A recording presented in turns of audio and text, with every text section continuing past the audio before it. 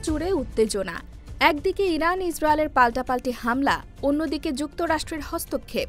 এই সংঘাতের মাঝেই জ্বালানির প্রবাহ পথ হরমুজ প্রণালী নিয়ে দেখা দিয়েছে নতুন করে আশঙ্কা, যেন কেউ শ্বাসরোধ করে ধরেছে পৃথিবীর এই জ্বালানি শিরার।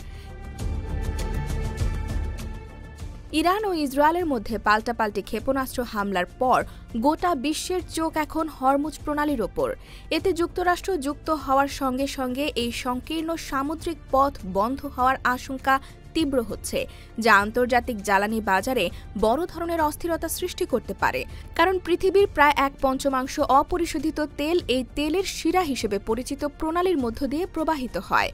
হরমুজ প্রণালী ইরান ও ওমানের মধ্যে অবস্থিত এবং সবচেয়ে সংকীর্ণ স্থানে মাত্র 40 কিলোমিটার প্রশস্ত।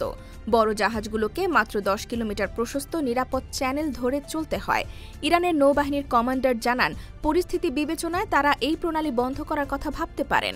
যুক্তরাজ্যের গোয়েন্দা সংস্থা MI6 এর সাবেক প্রধান স্যার অ্যালেক্স ইয়ঙ্গার বলেন, হরমুজ প্রণালী বন্ধ হলে তা হবে এক ভয়াবহ অর্থনৈতিক সংকট। ইরান 1980 থেকে 1988 সালের ইরান-ইরাক যুদ্ধে যেমন সামরিক শক্তি ব্যবহার করে হরমুজে নেভাল মাইন স্থাপন করেছিল, তেমনিভাবে আজও দ্রুতগামী ক্ষেপণাস্ত্রবাহী নৌকাগুলো ও সাবমেরিন দিয়ে জলপথ ব্যাহত করার সক্ষমতা রাখে। সৌদি আরব, চীন, ভারত ও দক্ষিণ কোরিয়ার মতো এশিয়ার বৃহৎ দেশগুলো হরমুজ প্রণালীর ওপর নির্ভরশীল, যার প্রায় 82% অপরিশোধিত তেল এশিয়ার দেশগুলোতে যায়।